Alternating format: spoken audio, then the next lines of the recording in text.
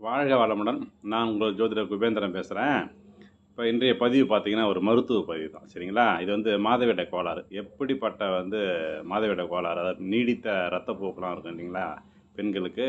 அவங்க கண்டிப்பாக இந்த முறையை செய்யுங்க. கண்டிப்பாக உங்களுக்கு பலன் கிடைக்கும். தினசரி காலை, மாலை 2 வேளை ஒரு 10 கொத்தவரங்காய் எடுத்துக்கங்க. அதை என்ன பண்ண, கொஞ்சோண்டு கல் உப்பு, மஞ்சள் பொடி போட்டு ஒரு 10 நிமிஷம் ஊற வச்சுக்கோங்க. ஏன்னா இப்போ மருந்துலாம், பூச்சி மருந்துலாம் அடிக்கிறாங்க இல்லையா? அதனால் அதை ஊற வச்சிங்கன்னா அது மேலே இருக்கிற கிருமிலாம் இதுவாகிடும். அதை நல்லா அலசி எடுத்துக்கின்னு அதுவும் கூட ஒரு அரை மூடி எலுமிச்சம்பழம் நல்லா தோலோட விதையோடு போட்டு நல்லா அடித்து ஒரு டம்ளர் தண்ணி ஊற்றி வடிகட்டிக்குங்க.